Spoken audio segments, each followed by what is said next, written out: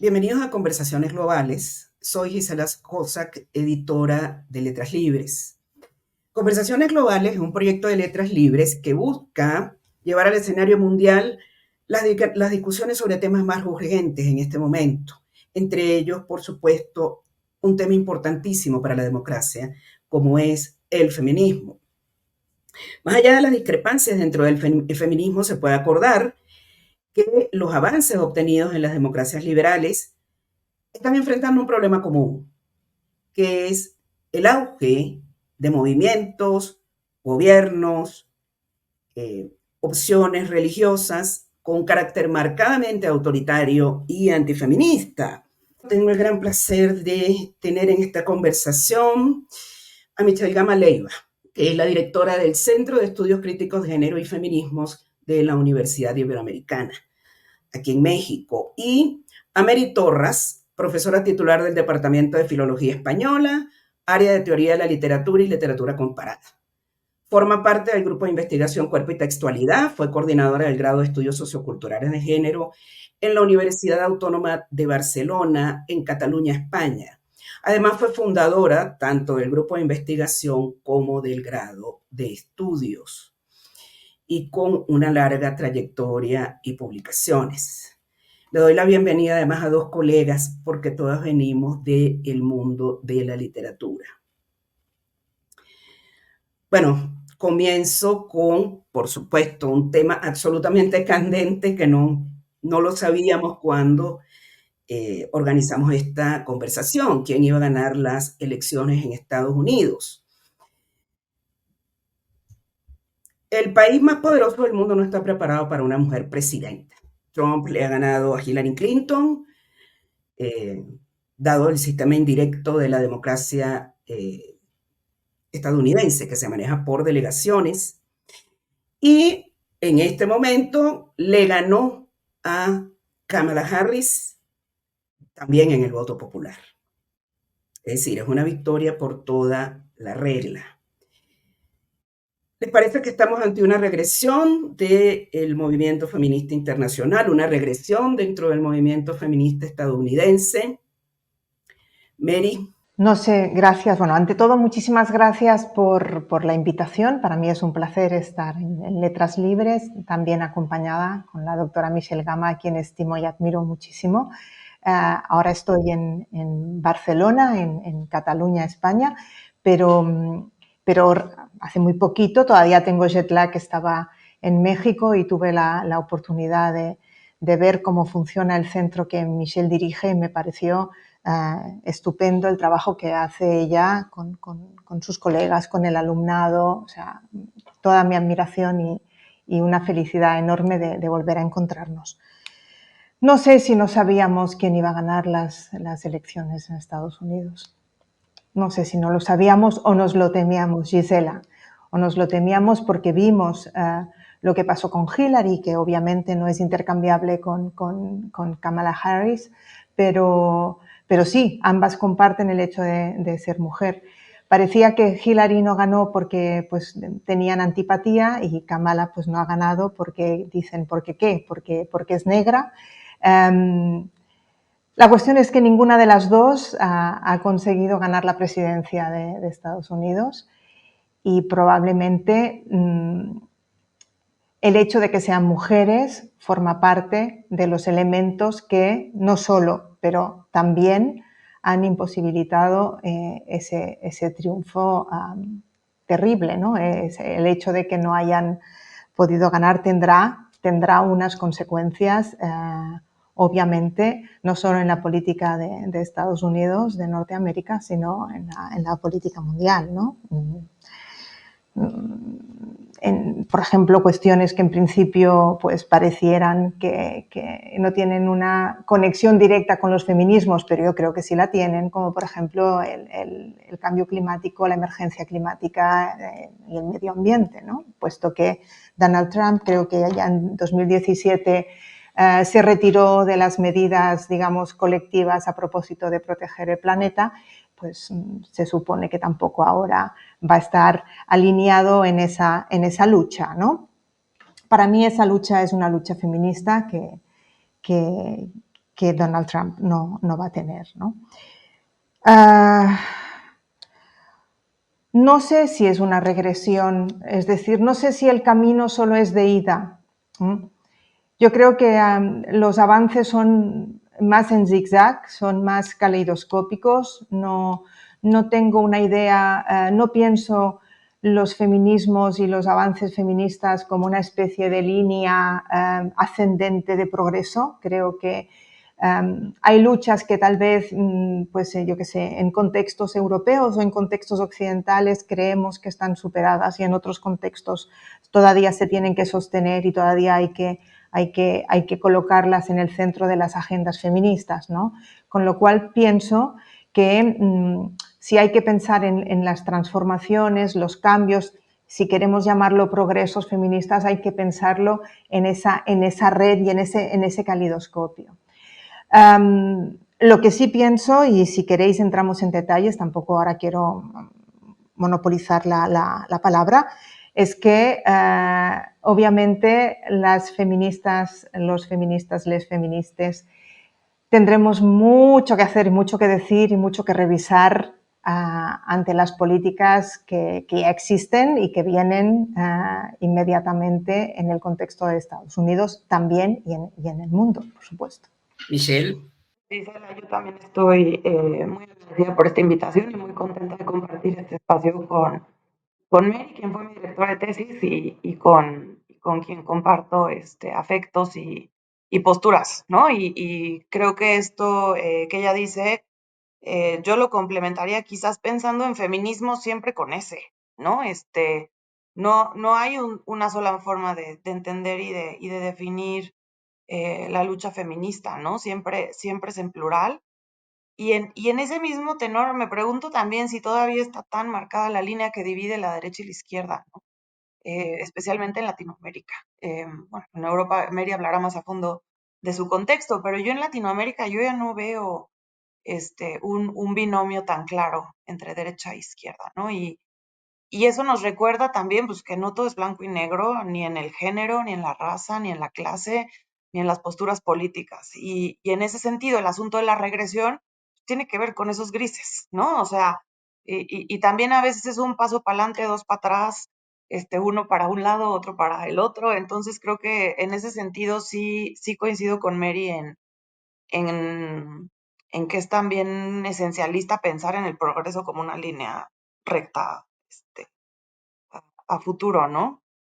También pienso que vivimos unos años, hace una década o dos, de este asunto de la corrección política, donde había un discurso público y otras cosas que estaban bajo una tapa, bajo una nata, no sé cómo imaginarlo, que la primera vez que ganó Trump se volvió explícito todo eso que seguía existiendo bajo la superficie, ¿no?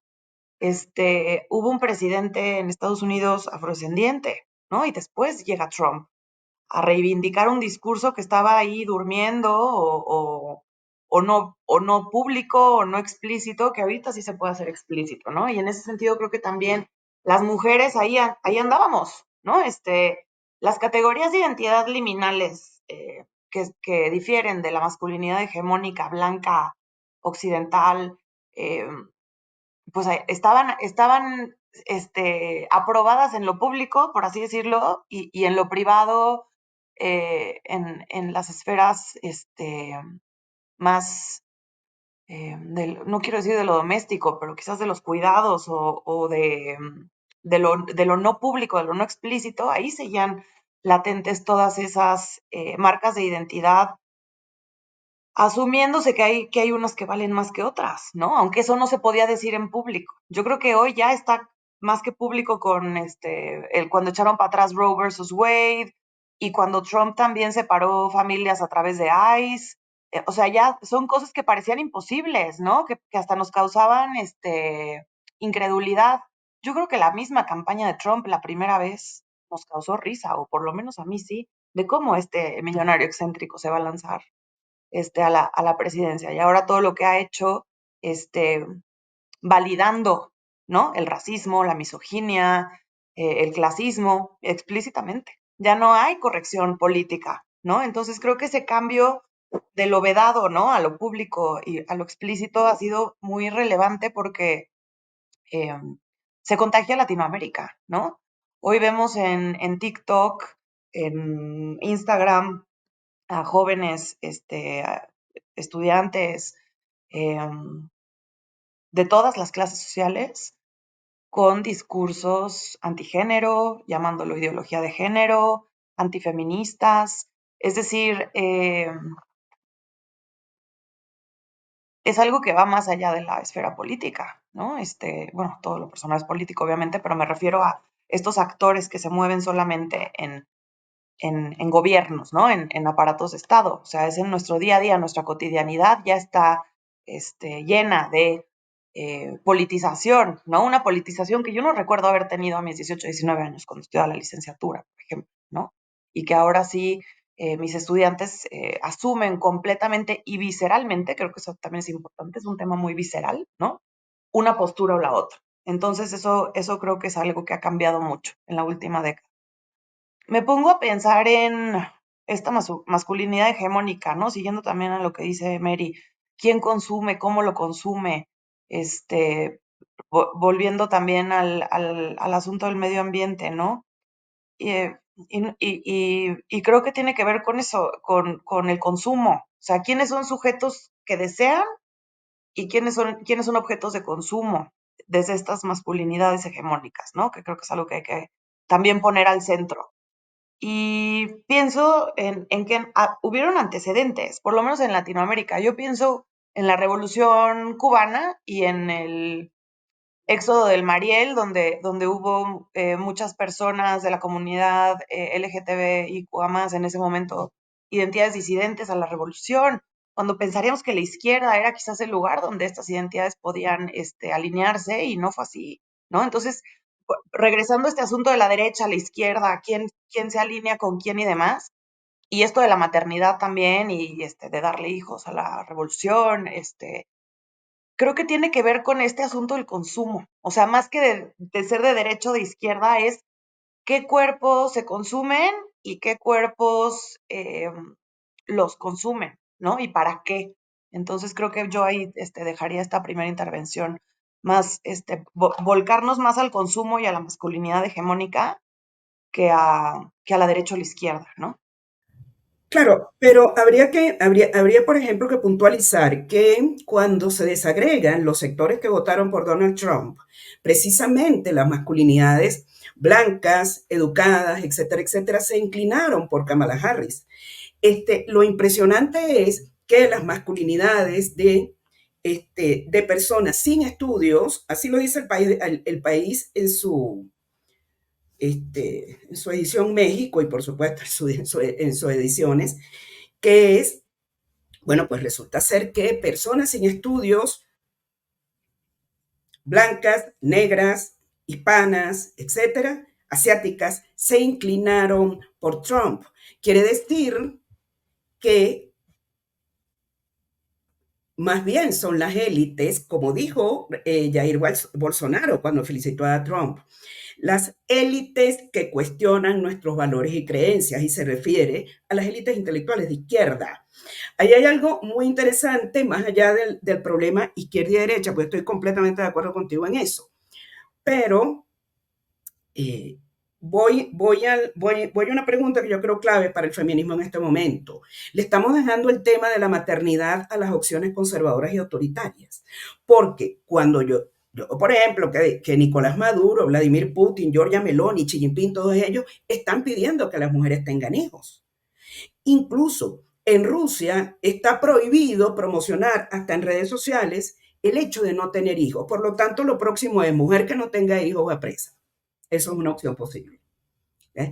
Entonces, ¿qué está pasando con eso? Porque, por ejemplo, Dalia de la Cerda, Desde los Zulos, dice que las mujeres más pobres, que ella acompañó a montones de mujeres en el aborto, pero las pobres no abortan, las más pobres no abortan. ¿Qué estamos dejando de pensar las feministas? ¿Por qué nuestra causa fundamental en relación con ese tema es el aborto? ¿Por qué le estamos dejando ese tema a esas derechas terribles, o incluso gente que dice, mira, vamos a tratar de estimular una política para que la gente tenga hijos, hasta por razones meramente económicas, como que no va a haber quien sustituya a los adultos actuales y va a haber un problema con las pensiones. A ver, Mary. Yo no creo que estemos dejando, no digo que no suceda, pero no creo que estemos dejando la cuestión de maternar en manos de la derecha. Yo creo que esto ha sido siempre un tema que los feminismos revisan y está constantemente en su agenda en formas distintas. El aborto, el derecho al aborto, la posibilidad de hacerlo y de elegir, entre comillas, libremente, es algo que siempre creo que ha estado en el punto de mira de los feminismos. Otra cosa es que coincido Pero con eso es vosotros. evitar la maternidad. Eso es lo que No, cuestiona pero ese no derecho. eso, sí, pero no solamente eso, sino creo que el hecho de plantearse formas de maternar, de plantearse qué significa ser madre, de plantearse de qué modo el Estado debería contribuir en la crianza o facilitar la crianza, ¿no? Que sea una cuestión de Estado, porque el Estado te dice, no solo los dirigentes, sino también aquí de forma más sutil, el Estado en Europa te dice, sé madre, ten hijos, pero luego tú con tus hijos estás vendida, quiero decir, no, el Estado te da, no sé, una cantidad de dinero irrisoria cuando nacen y luego se acabó, tú los tiras para adelante. Entonces, bueno, ¿qué es esto, no? Si el Estado considera que hay que tener hijos, pues el Estado debería comprometerse muchísimo más con las personas, padres, madres y ares, que estén criando, ¿no? Ejerciendo la crianza. Entonces yo creo que hay intentos de presentar, no solo de revisar la maternidad como posibilidad de no ser madre, sino también hay intentos feministas, a mi entender, de maternidades distintas. De maternidades distintas. Yo, por cuestiones, digamos, que me interpelan más directamente, conozco revisiones que se han hecho pues, desde posicionamientos más queer o desde maternidades lesbianas o lo que sea, pero hay otros, por ejemplo, modelos de crianza de una criatura en un contexto que no sea la familia nuclear formada por un padre y una madre, ¿no? Hay otras formas de compartir esa crianza. Lo que pasa es que luego, vamos a ver, eso implica cuestionar, desafiar y pedir que se transformen también las formas de reconocimiento legal de la crianza, ¿no? Que eso es bien complejo, porque al menos en España los papeles a través de los cuales tú puedes inscribir la existencia de tu hijo son unos papeles amarillentos que todavía pone nombre del padre, nombre de la madre, sexo de la criatura y todas esas cuestiones que pues cambiar ese formulario va a costar más, ¿no? Va a costar mucho más. Pero bueno, digamos que socialmente hay tentativas de cambiar las formas de maternar o de paternar y de criar a las personas, ¿no? Y eso creo que no es una cuestión que se la dejamos a la derecha. Michelle, la derecha generalmente se refiere concretamente a que el número de hijos ha disminuido mucho, más allá incluso de que efectivamente coincido, pues he sido activista LGBTQ, con las otras formas de maternar y las otras formas de organizar a la familia, eso es indudable. Pero la insistencia es, el problema es el número de hijos. El problema es que tenemos un hijo, no tenemos hijos, hay una baja de la demografía, y entonces ahorita cambian las políticas. China llegó a matar a niños, eso que le atribuye Trump a los demócratas.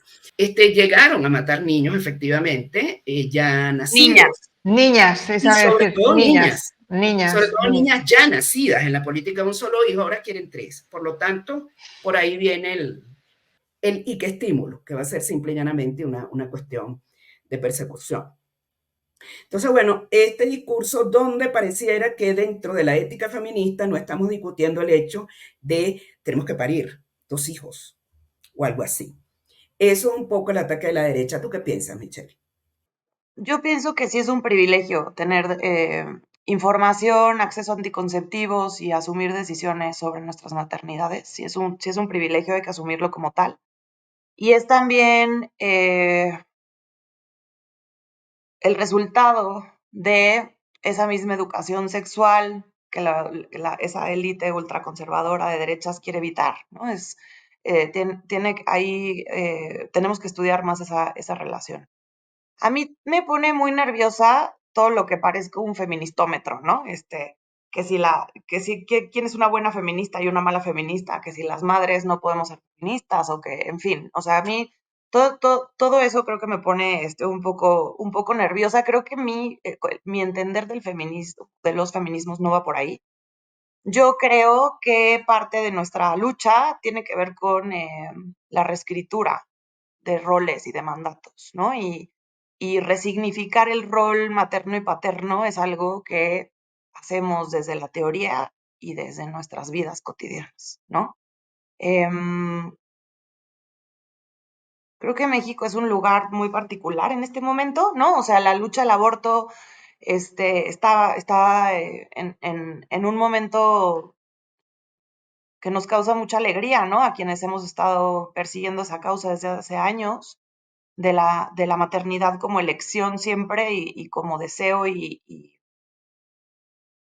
bueno, el momento en el que estamos ahorita con esta nueva Secretaría de las Mujeres, con cada vez el mapa verde, ¿no? Que atraviesa los estados de nuestra república, eh, avanza y está en su mejor momento. Entonces creo que ahorita estamos en un momento muy particular en México. No creo así en el norte global. O sea, parece que ese momento lo tuvieron y ahora tienen este otro, ¿no? Sí, yo le digo contrarresistencia, porque yo considero que las feministas somos la resistencia y esta es como la contrarresistencia de la resistencia, no sé, habría que ver también cómo las colegas de sociales llaman estos fenómenos que se están estudiando, discursos antifeministas de odio, qué retórica se utiliza. Son algunas de las tesis, por ejemplo, ¿no? Que se están haciendo ahora mismo en el programa de doctorado, porque necesitamos entenderlo, ¿no? O sea, yo creo que también como feministas podemos coexistir en varias etapas o en varias olas, ¿no? Los paradigmas culturales, primero, pues parece que es la ruptura, ¿no? La denuncia, la visibilización, ¿no? Y luego viene la parte más analítica y luego viene ya la parte, de reescritura de la realidad, ¿no? Las tres pueden coexistir, yo creo. Y en la maternidad creo que estamos en las tres. O sea, es decir, tenemos por un lado el visibilizar que la maternidad es un problema feminista, creo. Luego analizar cómo es que los feminismos han asumido desde la educación sexual, que ya llaman ideología de género, ¿no? Desde el uso de anticonceptivos y su acceso a ellos en lo social, en lo cotidiano, y en tercer lugar, entender que pues no es un asunto de mujeres, Gisela, yo creo. Los varones tienen que también empezar a reescribir sus roles paternos desde una masculinidad que asuma los cuidados como parte de su cotidianidad también. Entonces yo creo que hay que pensar en maternar, me gusta mucho cómo lo usó media forma de verbo, desde diferentes cuerpos que no necesariamente están sexuados en femenino. Pero eso entre los sectores populares, tengo que ser abogado del diablo porque eso es lo que me toca. Eso entre los sectores populares no se ve. Es un problema de las élites feministas. Yo coincido con ustedes completamente.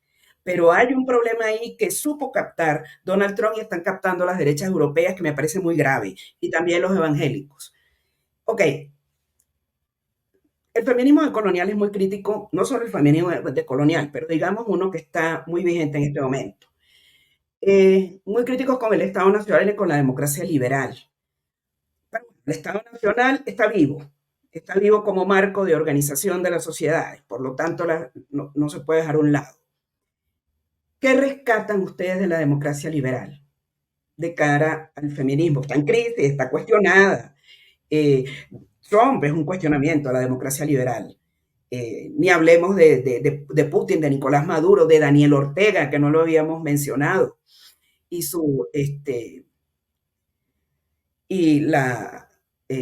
Rosario Murillo, la dupla dictatorial. ¿Qué rescataríamos de la democracia liberal? Claro, Gisela, es que las tres, ¿no?, somos personas que no nos dedicamos ni al análisis político como directamente, ni al análisis económico. Somos sobre todo personas que trabajan con representaciones culturales, que somos más sensibles a las narrativas que sostienen determinados posicionamientos enunciativos o existenciales o valga la redundancia, representativos.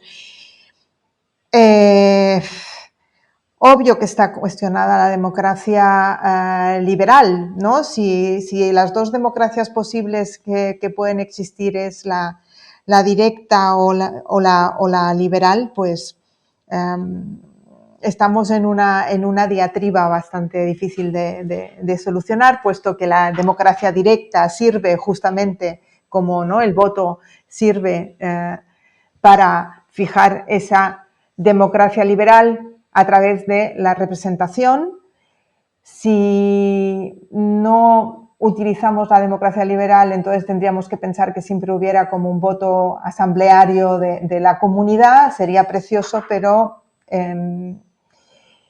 es bastante difícil de gestionar, entonces parece que sea como el menos malo de los sistemas, pero obviamente eso no lo digo para suscribirlo, lo digo porque es un sistema que se ha ido imponiendo y que obviamente a lo largo de su historia y de su trayectoria, hay que reconocerlo, pues ha ido consiguiendo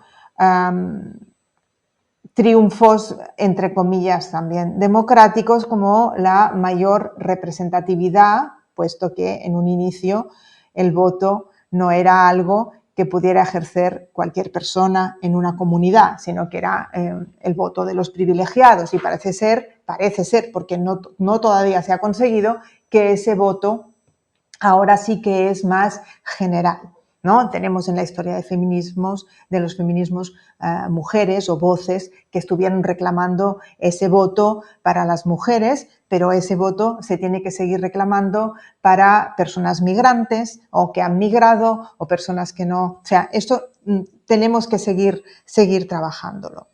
De todos modos,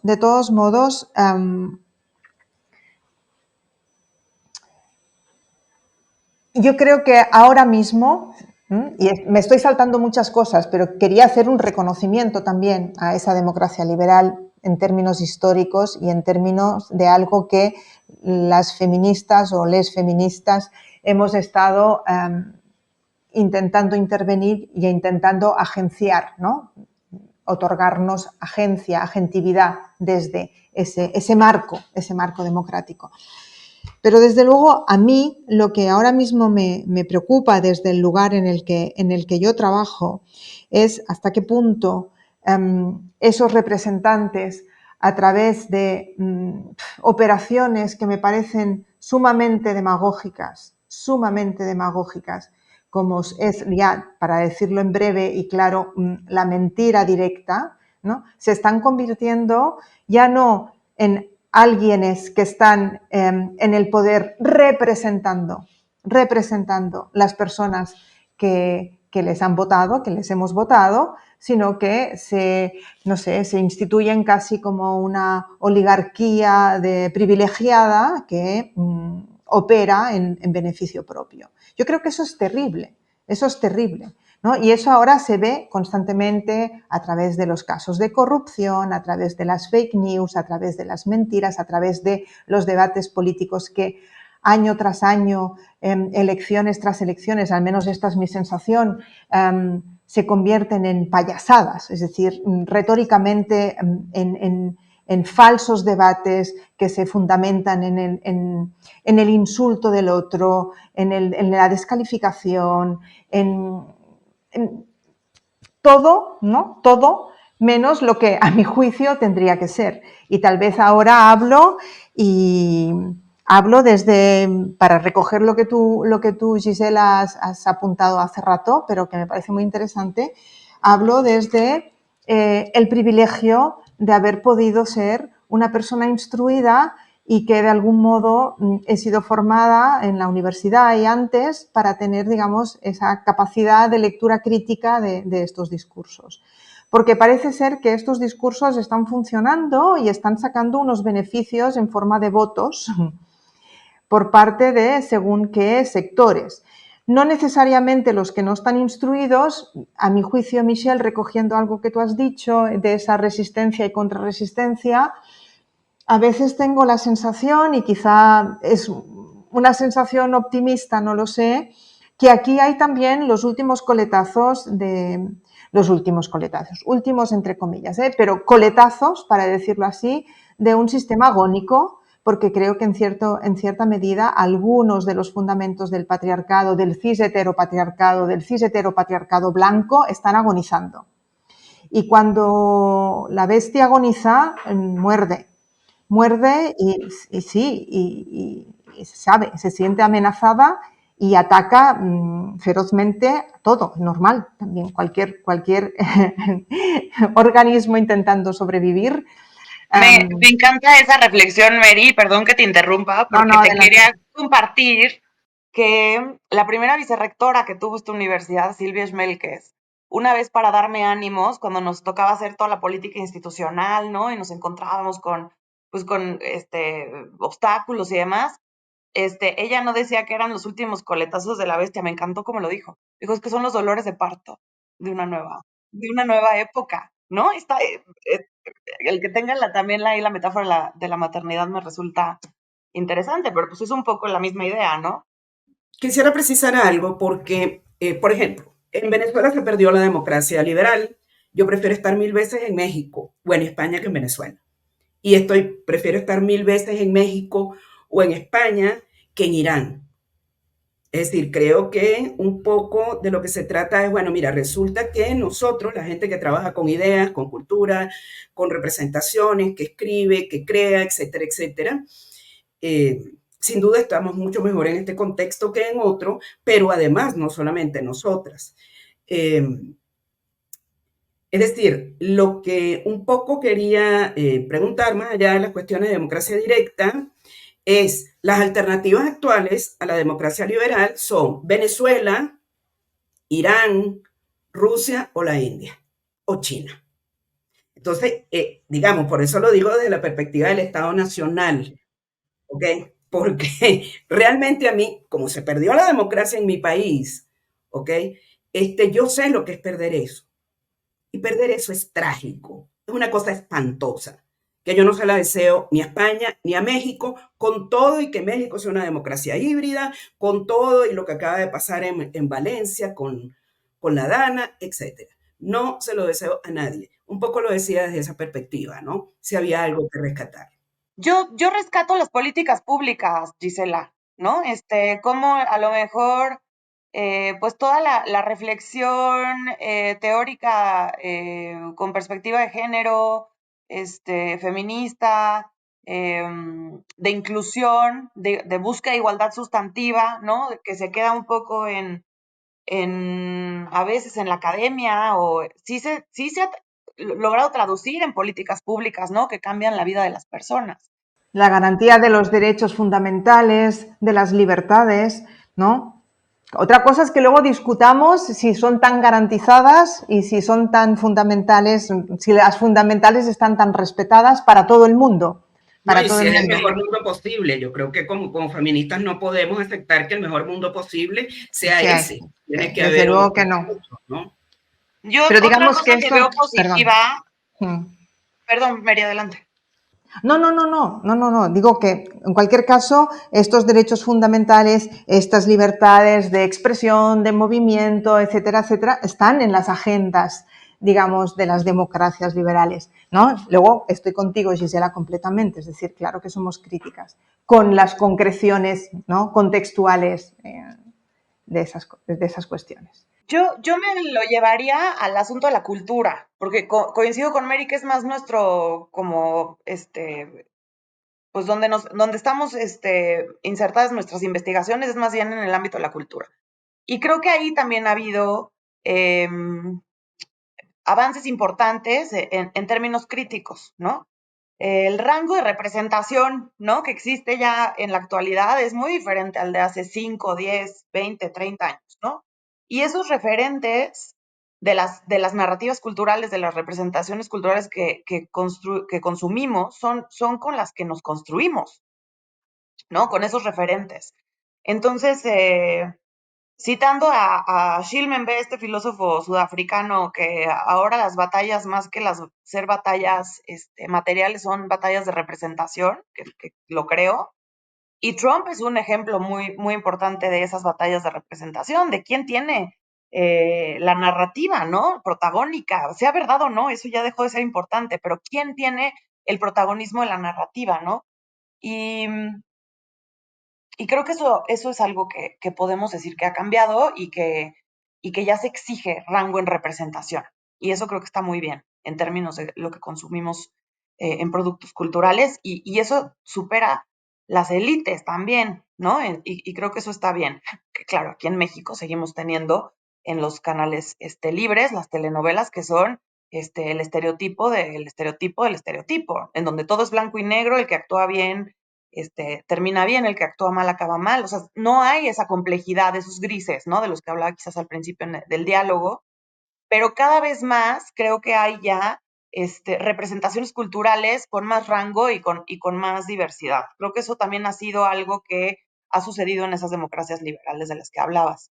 Ahora, que una democracia liberal sigue teniendo resabios del pater familias romano, donde el ciudadano era dueño de su mujer, dueño de sus hijos, que es algo que también los feminismos han sido súper críticos, entender que las infancias son personas, son sujetos, no son objetos ni de consumo, ni son propiedad, ¿no? Pero entonces el pater familias era dueño de su esposa, dueño de sus hijos, dueño de su tierra para explotarla y consumirla, también el feminismo y los feminismos siendo críticas con esa postura, y dueño de sus esclavos.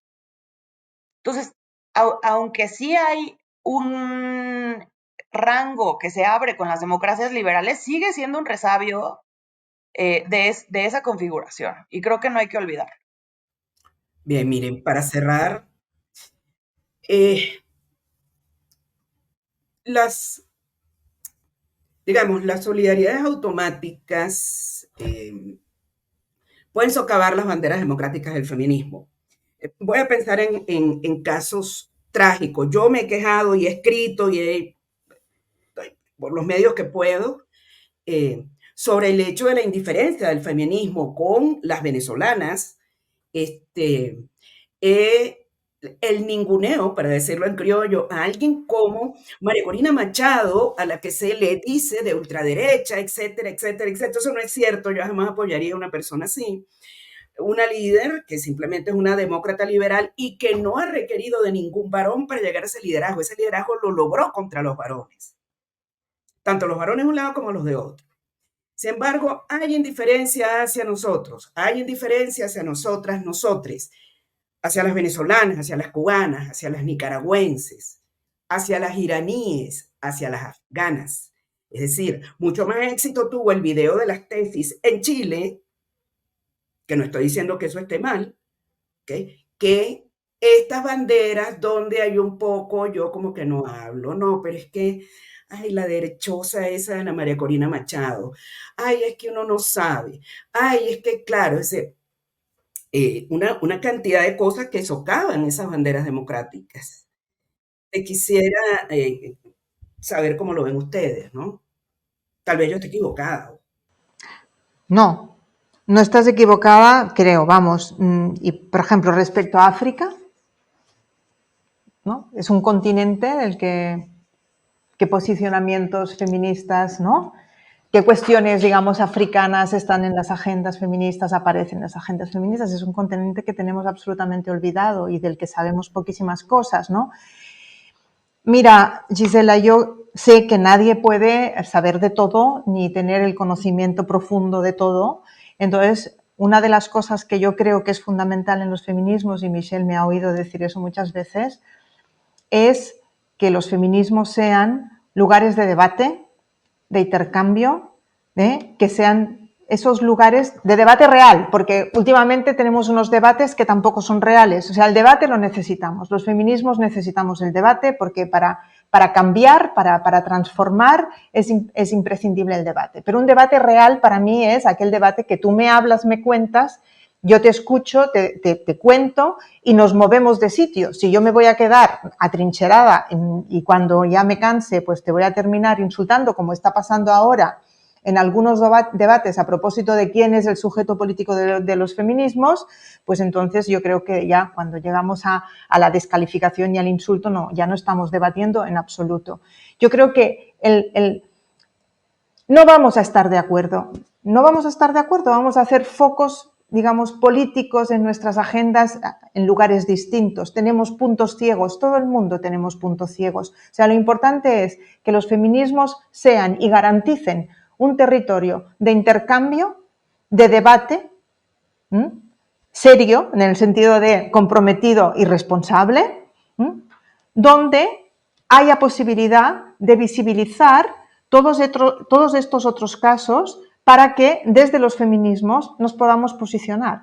Y evidentemente tenemos la suerte o la desgracia que hay sujetos interpelados directamente por estas cuestiones que tienen, digamos, su lugar de enunciación en los feminismos, que nuestro sujeto político es muy amplio. De hecho, para mí, el sujeto político del feminismo es el ser humano.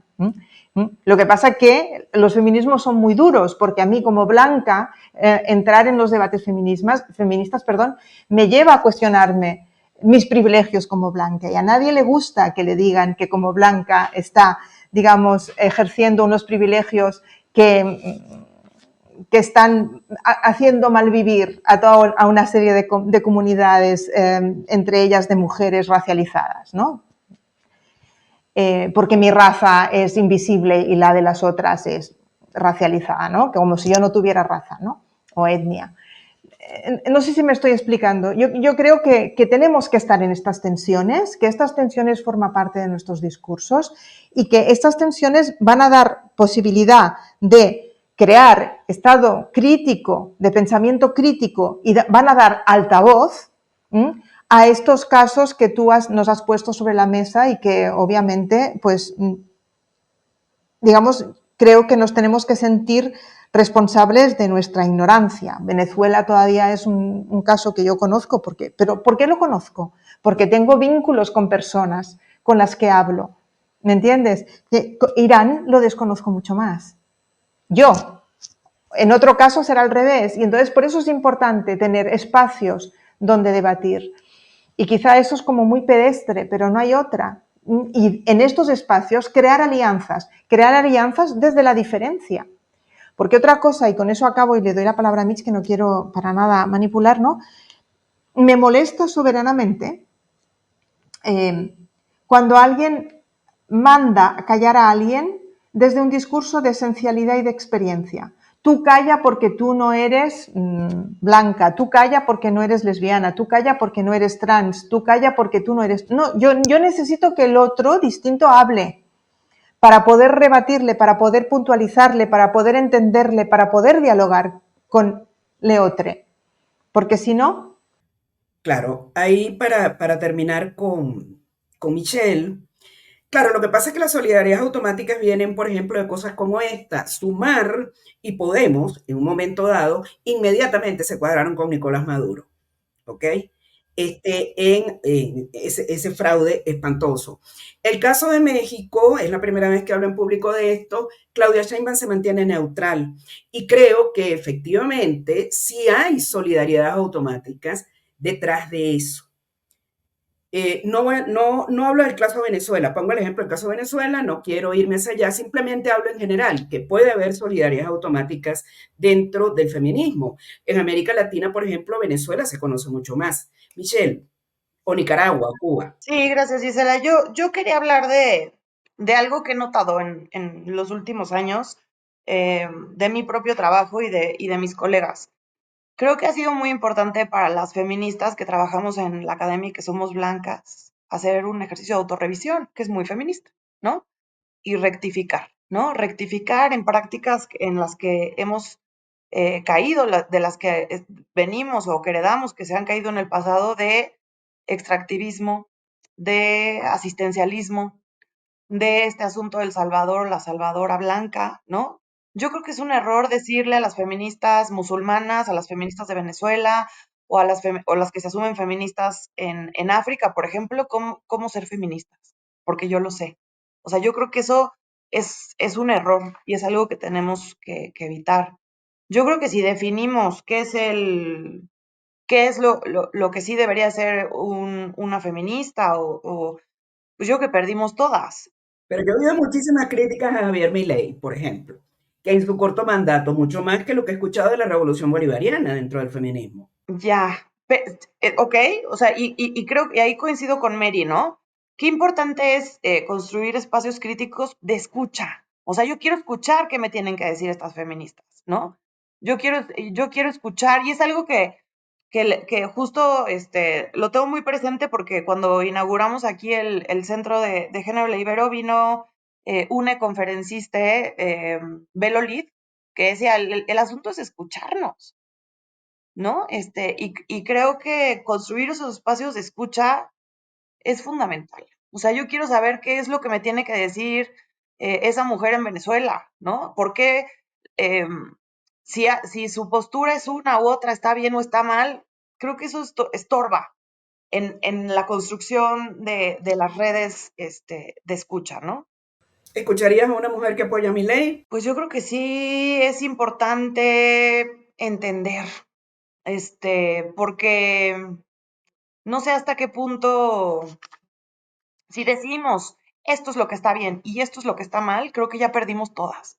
Bueno, muchísimas gracias. En nombre de Letras Libres les agradezco tanto a Mary Torras como a Michelle Gama que nos hayan acompañado y bueno, nos veremos en otra oportunidad.